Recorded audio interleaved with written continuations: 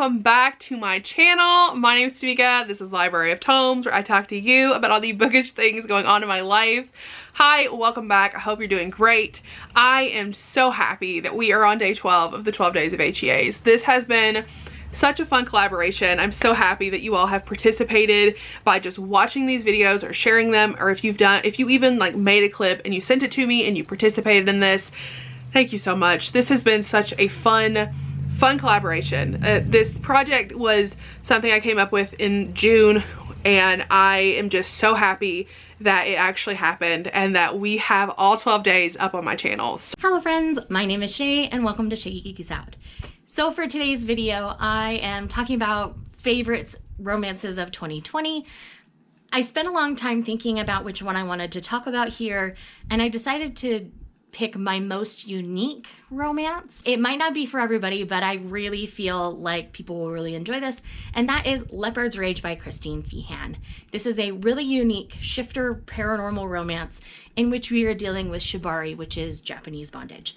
So in this one, we're following Sebastian. Sebastian is a bodyguard, and he is looking to connect his property to his cousin Matthias' property, and he's the one that he bodyguards. So from there, he hires a woman named Flambe, yes, her name is Flambe, to do the landscape architecture in a way that he can run either in his leopard form or in human form and have a lot of coverage. And it's really well done. They use shibari in a really unique way that allows them to connect better to each other and open the lines of communication better. Flambe is a very unique leopard. She's a strawberry leopard, and so there's a lot of things associated with that as well.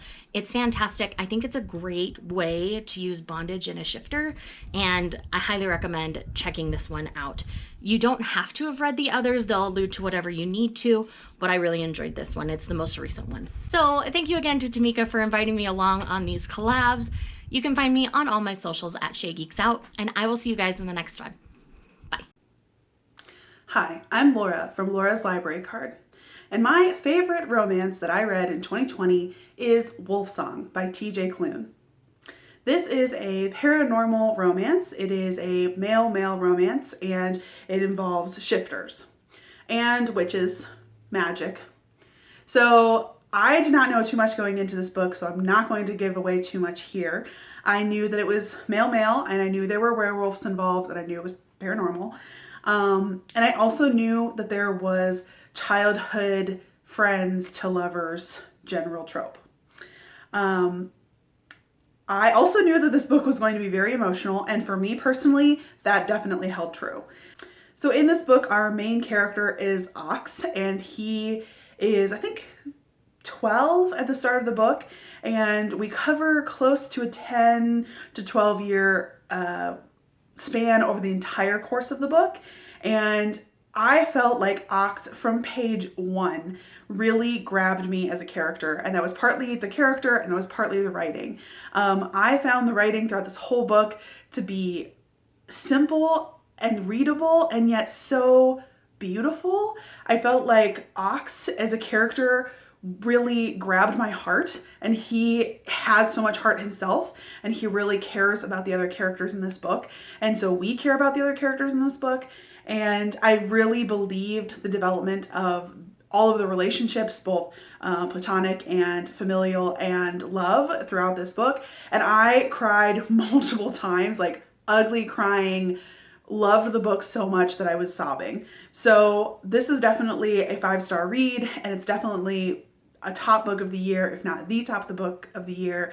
And if you like paranormal romance, and if you would be interested in a male-male shifter romance, I definitely recommend Wolf Song by T.J. Klune.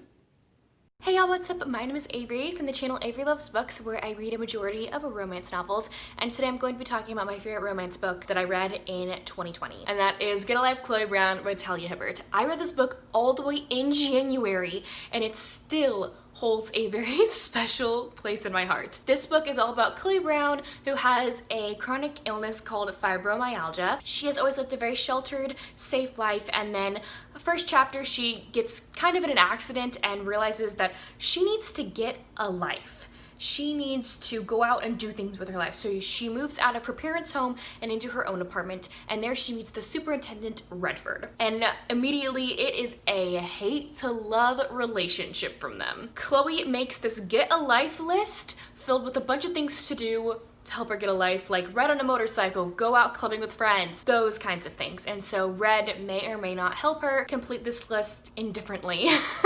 He doesn't really want to, but he's kind of roped into it somehow.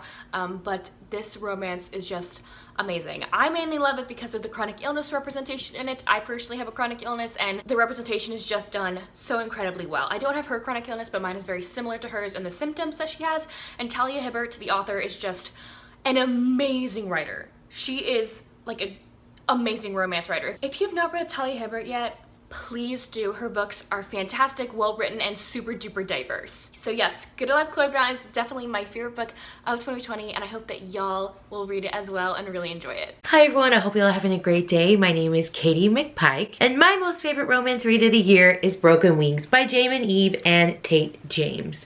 This actually is a series, and it is the Dark Legacy series. This book follows Riley Jameson. In this book, it starts out with her adoptive family tragically passing away. But while she's in the hospital, she gets a visit from her birth mother. Her birth mother is a part of this huge company, and in order for her to get a say in any voting, she has to have a legacy. Riley is quickly whisked away to live with her birth mother and go to a brand new private school. Soon she meets the rest of the legacies, and the fun ensues. There are 4 smoking guys, and at the head of this group is Beck. Of course, sparks fly between her and Beck. What's great about this book is she has a great relationship with each of these guys. Now, this is not a reverse harem if that's what you're looking for. Jamin Eve and Tate James are known to write reverse harems. This one is not that. There is a main guy, but she has sweet friendships with the rest of the guys, and I love that aspect of the book. And Beck is, I just can't even tell you. My favorite part about this book is the twists and turns,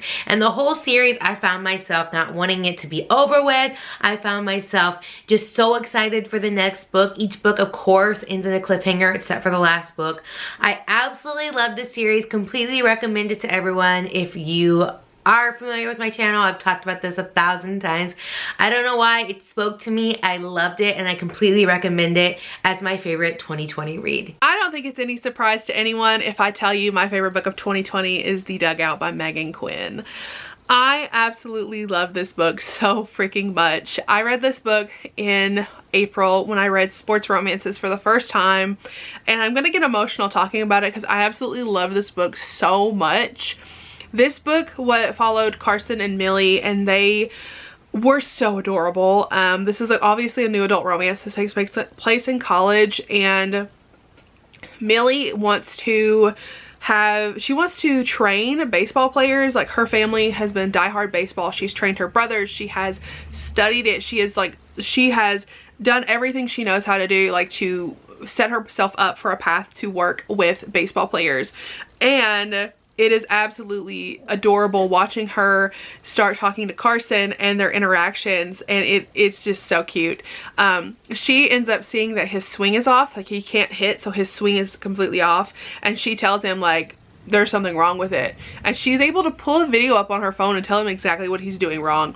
So watching them become best friends and falling in love was absolutely precious and adorable. And I say I don't like friends to lovers, and this is obviously a friends to lovers because they become great friends and then they end up in a relationship together. And this book was just so well done and so sweet and beautiful.